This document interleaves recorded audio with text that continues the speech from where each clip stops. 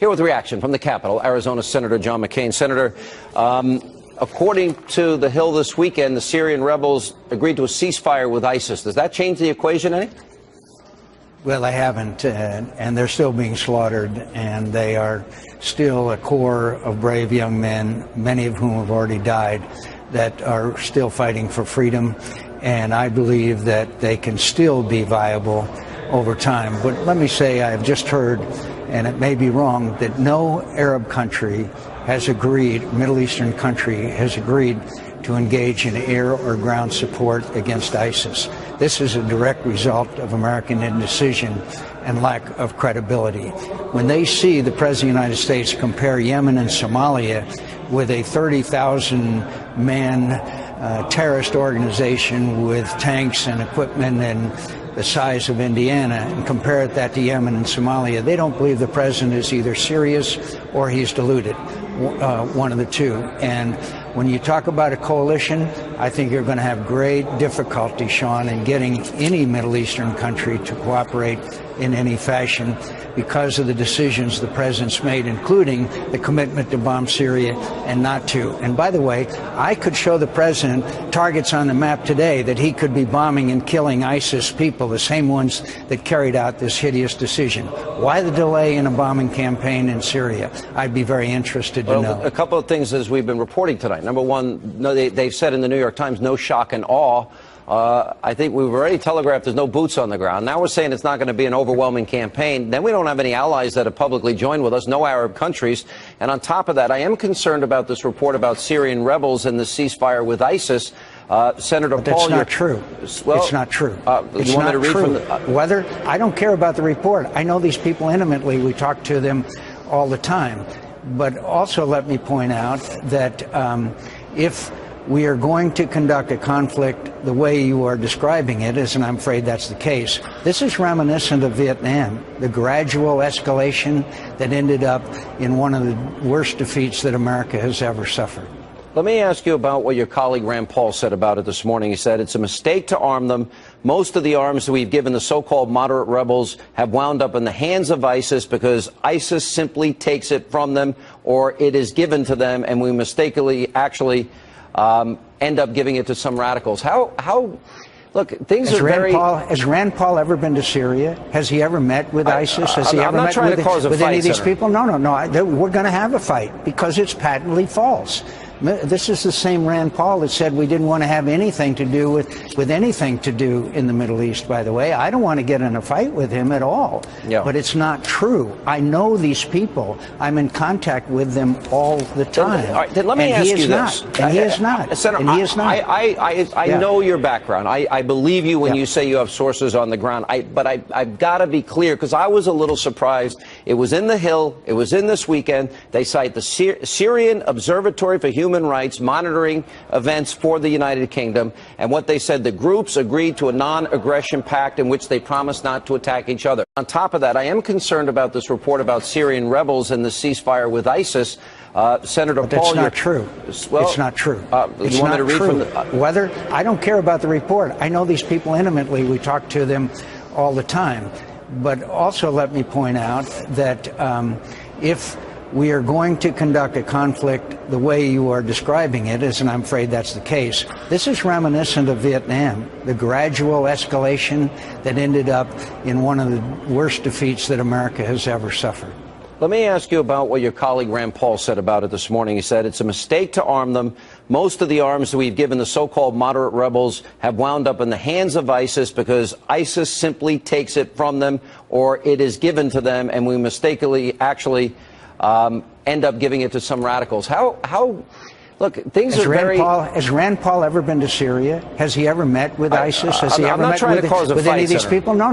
We're going to have a fight because it's patently false.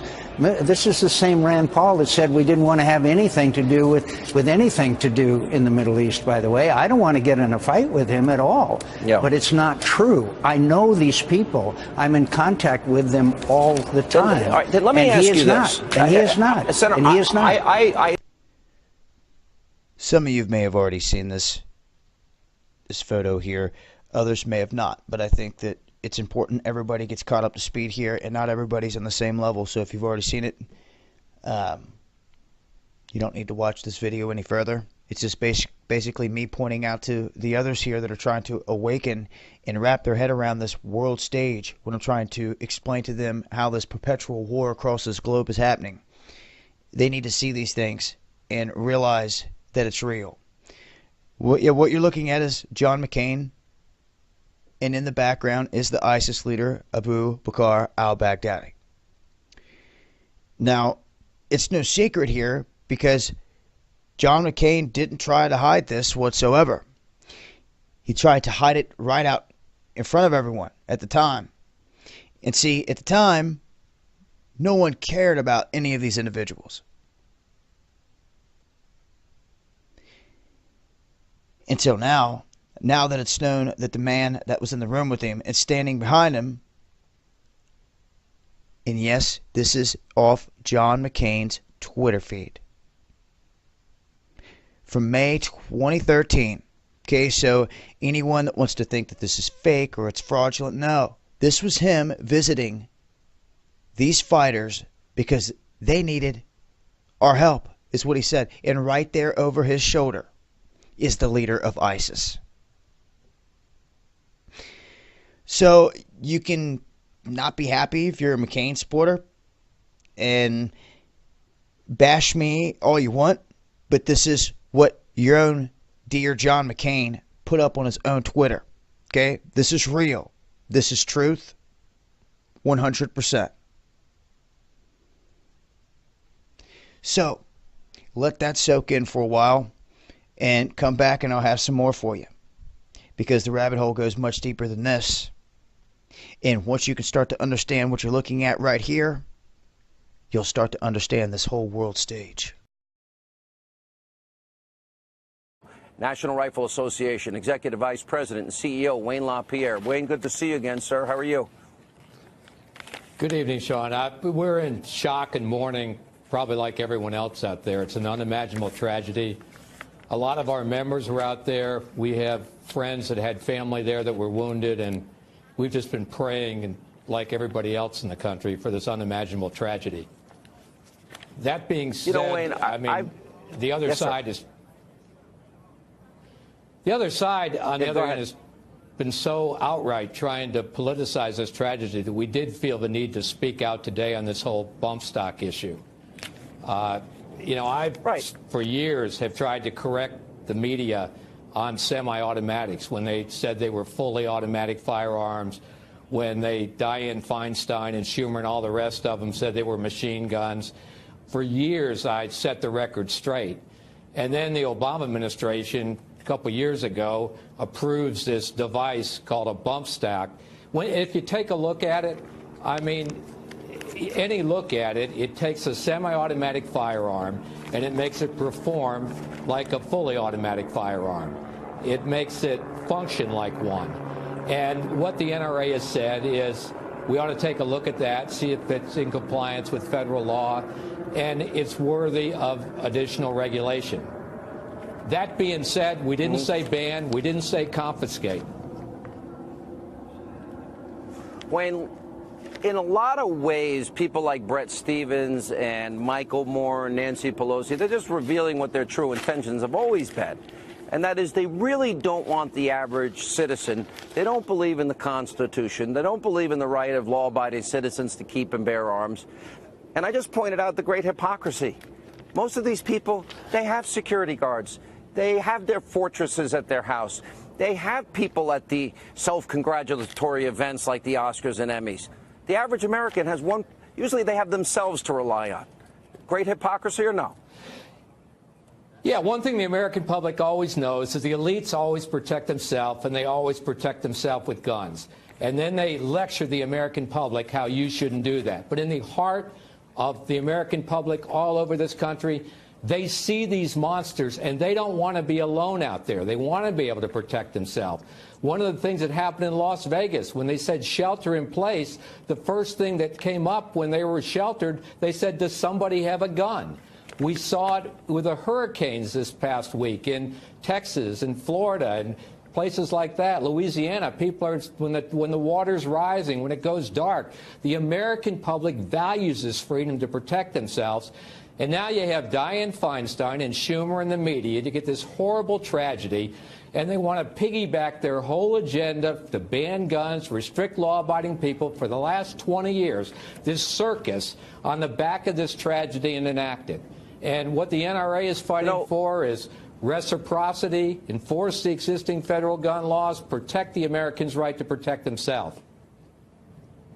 You know, Wayne, when you crunch the numbers and you look at Chicago and the homicide rate, which we've talked an awful lot. We even actually one night scrolled the names of all the people, and nobody was paying attention. This is Obama's, adopted hometown. It's like one Vegas massacre a month. 3,900 people killed in Chicago while Obama's president. 18,000 shootings in just the last 6 years of his presidency. Where were these liberal voices then? I didn't hear a word out of them. That's right. These monsters that were doing that in Chicago, they don't care about the law.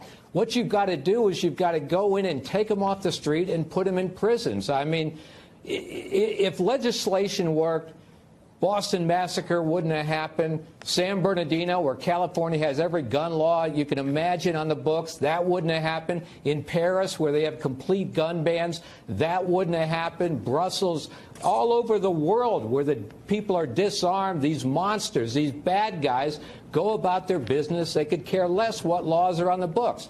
And the good people want to protect themselves. They want to defend themselves.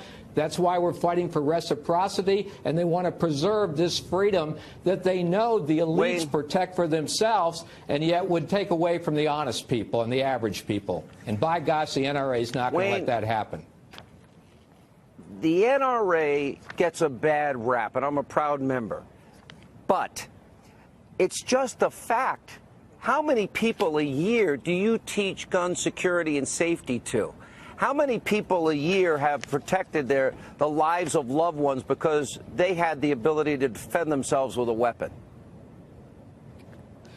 Well, that's exactly right, Sean. I mean, we teach millions of people. We spend millions of dollars every year teaching people safety and responsibility. And this Hollywood crowd makes billions of years every single day teaching gun irresponsibility to the American public. The hypocrisy is beyond belief. And they criticize me for saying people ought to be able to protect themselves from murderers, rapists, and robbers, and then they make billions depicting every night those same situations. The hypocrisy coming out of Hollywood is beyond belief. The American public doesn't buy into it, and the American public wants to be able to protect themselves from these elitists that protect themselves with a